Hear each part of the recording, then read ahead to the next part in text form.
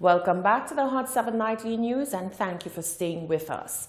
A used car dealer is crying foul over the recent announcements made by SLASPA in conjunction with the Ministry for Infrastructure regarding the release of vehicles from the port only after having received both registration and insurance information. The dealer is of the view that this new procedure will further compound the issue of clearing vehicles off the port. Solange Alfred reports. The St. Lucia Air and Seaport Authority on Monday, 7th January 2019, made effective a mandate to vehicle importers to pay the required duties and provide both proof of registration and insurance before a vehicle is released off the port. The announcement made by Chief of Ports Police at SLASPA, Kennedy Francis, has received backlash from local used car dealerships. Used car dealer Alan Felicia explained that the new procedure will add to the existing frustration of clearing vehicles from the port. It's already hectic in the sense to get your one vehicle off the wharf. It's practically almost a whole day getting this stuff done, right? And therefore, it's going to take a longer period of time to get it done now. So it's almost impossible to have all that done in a day. You'll have to have help, right? And if you're trying to move more than one vehicle, it's actually a longer duration period of time. So which may actually lead into another day, which basically is more money. It's more money. It's more money if you're taking out a second-hand vehicle for somebody else. And then you have to do the change of ownership as well. It's going to cost some more money after you pay registration. And then you might have to pass on the $100 fees for change of ownership onto the customer as well. The used car dealer explained that even with the 5-day grace period that is allowed by SLASPA, the inefficiency of the governing statutory body will make this new mandate one that he foresees many used car dealers will have grievances with. Felicia went on to add that with the advisory now in effect, there has already been noticeable chaos at the port. Very hectic. People looking for number plates, people not fully aware of what to do, and the up and down. It's very frustrating. It's already hectic to get the one vehicle off the wharf. So let's say a used car dealer is trying to get 5 vehicles off the wharf. The number plate already is an issue. Because people are like, where should I get a number plate? Because the first thing they do when they leave the communication works is head straight down. Communication works already closes at 3 o'clock, right? After you get all that stuff done, you go to SLASPA, pay your fees and whatnot, and then you go back to the port. It's a long duration period, and all I see happening is just it's going to lead to another day and another day, whereas it could have taken one day to get this stuff done. Yeah, so I just think that they should just review this and come back again. The used car dealer expressed his disdain with the fact that any breach of this new procedure may result in imported vehicles remaining at the facility past the 5-day grace period, and thereby incurring a rental fee for the car dealers. Reporting for Hot 7 News, I am Solange Alfred. The government of St. Lucia has indicated its positive projection for 2019. But what does the public think? The cost of living is undoubtedly rising, but by the government's account, so too is the country's economic standing. So are you hopeful that the economy will grow in 2019? That's the question we put to you out in the streets. 2019 improvement? I think so. Don't ask me why, but I just have that feeling deep down in my guts that there will be some improvement. Take it from me. Well, I am not a fortune teller, so to speak, because I've been hearing so much talk over the last 2 or 3 years, and there's nothing is happening. All I require to see right now is some action. That would be the key. If I can see something is happening, then probably I can make a comment. Where we are going from here. I want to wish our leaders to stay focused and make a meaningful contribution, not for one, for all, because we need it to take St. Lucia in a better direction. St. Lucians must stay focused, and we all must care for each other. It mustn't be a one-sided affair. It mustn't be for one person. It must be for the little ones, our elders and our seniors, and also for those in authority. They must also make it enjoyable for one and all, not only for the self, but for the people too. And then you feel in that way our economy will grow? Well, if they make it be meaningful, and they care for one and all. Healthcare, the financial sector, and the meaningful investment, not to be a one-sided affair for only one set of people. It can grow in a meaningful way. But if there's not want to make a meaningful contribution to filter down the line to one and all, it would not be meaningful. Well, I do not know anything there, just that let's see what's going on.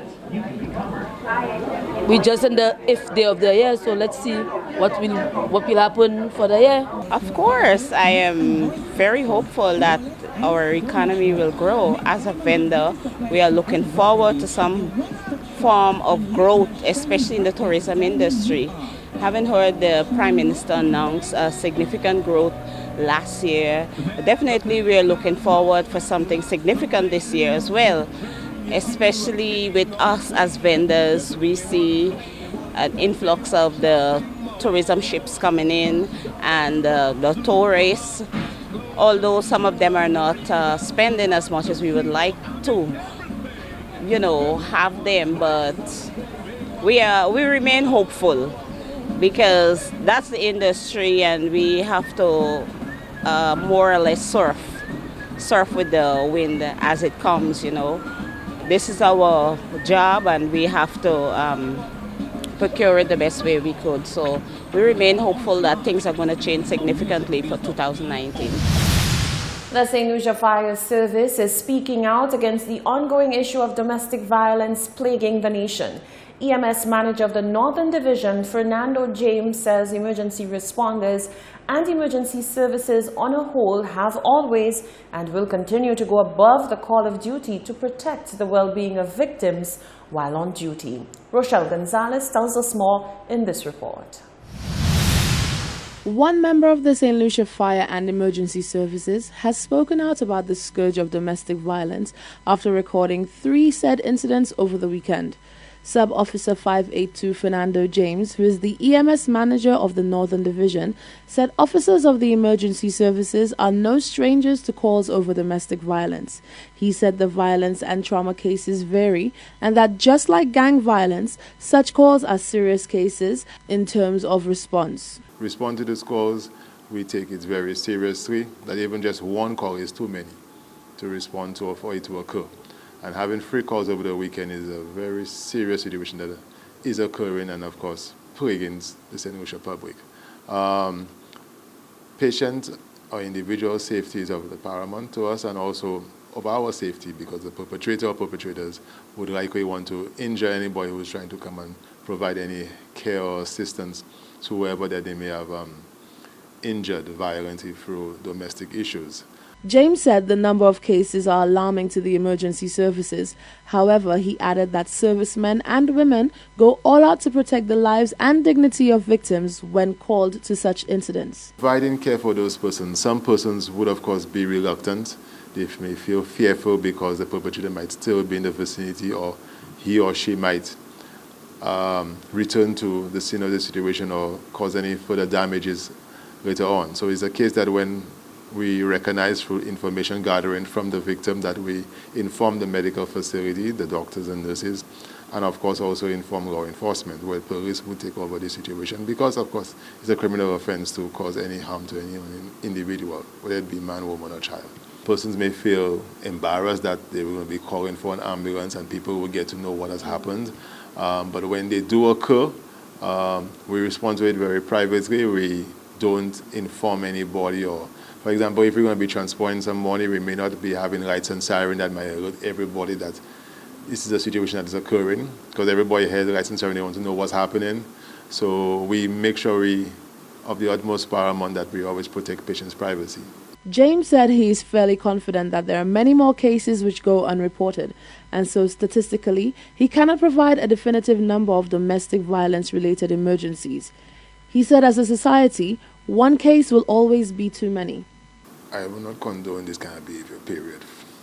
Being a husband, being a family man, and being a member of the St. Lucia Fire Service. Too much violence occurs in any walk of life in any country. And with this type of kind of violence occurring between family members, friends, acquaintances, it doesn't augur well to the whole social fabric of our country. And cases like this personally, I would say that they need to feel the full brunt of the law. You commit a crime, or whatever crime it is, need to be arrested, prosecuted, and sent to prison. Again, persons who are the perpetrators would need a lot of counseling too, because they go through a lot of stress, but that doesn't allow them to hit back or be, I would say, retaliative in terms of the things that they do in the fields. The EMS manager said similar cases are usually attended to roughly once a month on average. With that said, James believes that the number is higher and that persons seek medical care using private transportation or they lie about the cause of their injuries. Reporting for Hot 7 News, I am Rochelle Gonzalez. Thank you, Rochelle. Staff and students of the Sir Arthur Lewis Community College added their voices to the discussion on a new vision for Castries dubbed Castries 2030. More in this report from Glenn Simon. The government of St. Lucia has tasked the National Integrated Planning and Program Unit, NIP, in the Ministry of Finance, in collaboration with the United Nations Office for Project Services, UNOPS, to articulate a Castries Vision 2030 redevelopment plan. Stakeholder consultations have been integral to the development of this plan, with the aim of gathering suggestions from a wide cross-section of the St. Lucian society. The aim is to make Castries more resilient to climate change by aligning the city to some of the international conventions government has signed on to, dealing with sustainable cities and communities, compact mixed-use development, whilst making the city more socially inclusive. The planning team held one such consultation with staff and students of the Sir Arthur Lewis Community College. Director of NIP, Howard Wells, said the interaction with the students was vital to close certain gaps. And we thought that it was an exciting opportunity when the college invited us over to get the students involved. Let them air their views, let them express what they see the future of Castries as it relates to the ongoing process. He added that the spirited interaction with the students highlighted issues with traffic congestion, the minibus situation, the Castries market, flooding in parts of the city, and other environmental concerns. Lecturer at the Division of Technical Education and Management Studies, DTEMS, Karen Snack-Hippolyte, was pleased with the level of participation and contributions from the students. DTEMS is very technical, and a project like this is very, very relevant to students here to get the practical experience, to understand how what they learn here can translate to this that we have discussed here.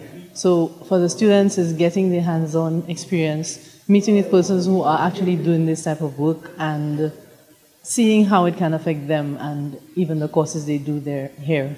For their part, the students were very expressive about what they would like to see in a redeveloped Castries. Kamisha Harris studies architectural technology at DTEMS.